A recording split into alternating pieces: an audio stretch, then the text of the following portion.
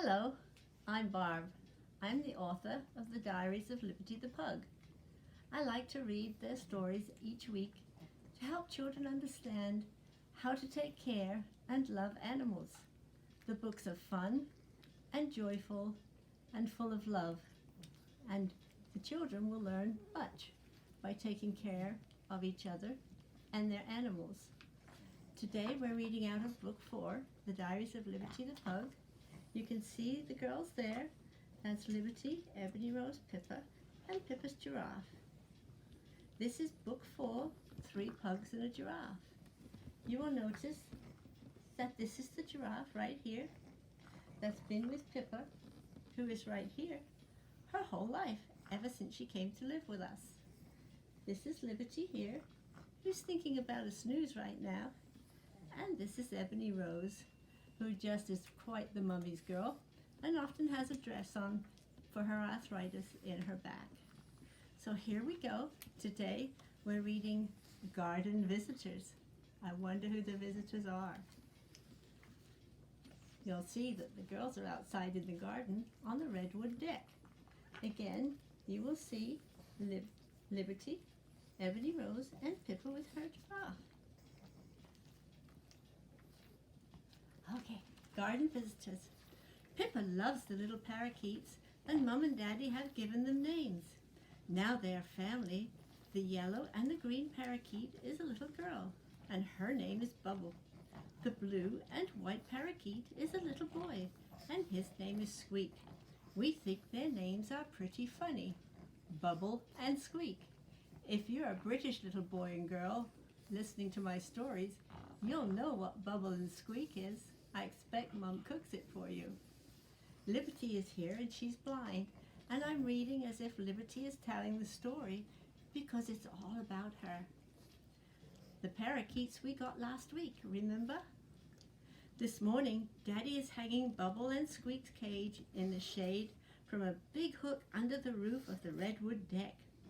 Bubble and Squeak are enjoying the wild birds that come to our garden. Pippa is lying outside on the deck, listening and watching all the activity. I like Bubble and Squeak. Listening to them makes me feel happy and relaxed.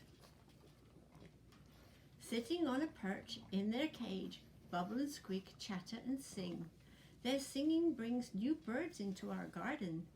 Lazing around on the redwood deck, I listen, and Pippa and Ebony Rose watch as 2 little finches are busy making their nest in the tall cactus.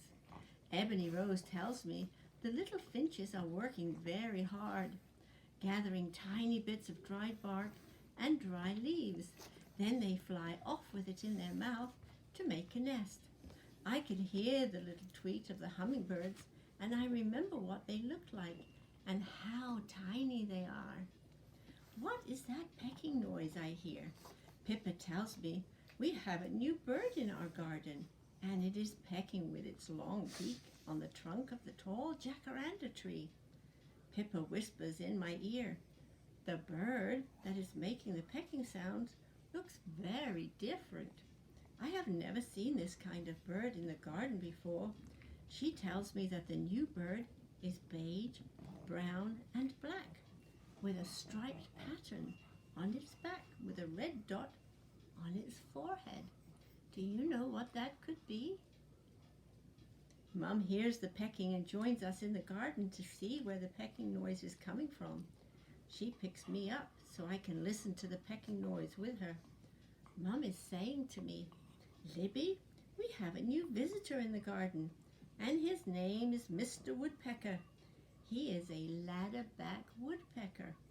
He is very handsome, and he looks like someone painted a big red patch on his forehead with a paintbrush. Let me just give them a little snack. They can see it in here. Here we go. Here we go, Pippa.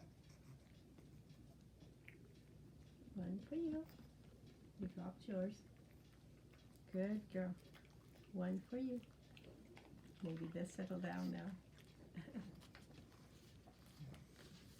Mr. Woodpecker now comes into our garden often, making everyone laugh. Today, Mum told me that Mr. Woodpecker is trying to drink nectar from the hummingbird feeder, and he's hanging upside down off of the bottom of the feeder. It's hard for him to keep his balance, and the hummingbird feeder swings from side to side with the weight of such a big bird. Our family is growing. We now have 3 pugs, Bubble and Squeak, the Finch family, hummingbirds, Mr. Woodpecker, and wild garden birds that Daddy put seed out for each day. Oh, I must not forget about the tortoise, and just today it looks like Mr. Woodpecker has brought his wife with him. We now have a Mr. and Mrs. Woodpecker. Do you put your stale bread out in the garden for the wild birds? Leave some water in a bowl in the garden for your little feathered friends and visitors. They will really like that. Do you want to see the woodpecker again? It's right here. Can you see that? Right there's the woodpecker. Isn't he beautiful? He comes every year now. The next one is Pippa and the giraffe. There's Pippa, and there's the giraffe. And there's Liberty in the background with one of her little duck toys. The first day that Pippa came to live with us, I laid my almost new toy giraffe in her crate bed to make her feel welcome and cozy. Mum was very proud of me for sharing my toy with my new puppy sister. There's Giraffe. That's her best buddy. Pippa is 18 months old now, and Pippa and her giraffe are inseparable. Pippa picks up Giraffe, carrying it in her mouth, and takes it with her wherever she goes. Giraffe's cloth covering is wearing thin because Pippa drags Giraffe up the hall and out into the backyard and down the steps to the grass. She drags Giraffe into the garage, up onto the backs of the chairs and onto Mum and Dad's lap, resting her head on Giraffe while she chews and sucks on his ears. In the way, Pippa settles down and falls asleep. Today, Mum is sewing patches on Giraffe, patching over the areas that have worn thin. Pippa is sitting very patiently on the bed in the sewing room, and she's watching Mum and waiting to get Giraffe back. Mum finishes sewing Giraffe and gives him back to Pippa, who happily runs off and plays with her friend in her mouth. She knows her giraffe is feeling better now, and she doesn't mind her new blue and green patches one little bit. Pippa thinks Giraffe, well, he's looking especially handsome today with the new patches. The only place Giraffe is not allowed to come with us is to the park. Mum is afraid Giraffe will get lost. Pippa never minds leaving Giraffe behind when we go to the park. Mum puts him safely away in Pippa's bed until we get back from our walk. Pippa is far too busy running around at the park, chasing the ducks and the birds, to be carrying a giraffe in her mouth. She can never catch the ducks, pigeons, or little birds because Daddy is always holding on to her leash. We laugh at her trying to catch and play with the ducks and birds as she pulls Daddy around and around in circles, making him dizzy, and he almost falls over. When we arrive back home from our outing, Pippa heads off looking for Giraffe. Finding her friend, she quickly stretches across him, falling into a deep sleep, snoring with Giraffe's ear in her mouth. A very happy pug. We are all happy pugs because Pippa's sleeping. We accept Giraffe as part of our family. If Pippa cannot find Giraffe, we all help her look for him. Giraffe is one of us, and we love him. I have a special toy too. I have a small yellow duck that I like to play with because when I press him with my nose, I can hear it squeak. Do you have a special toy pet or friends to share your day with? Everyone needs someone to talk to.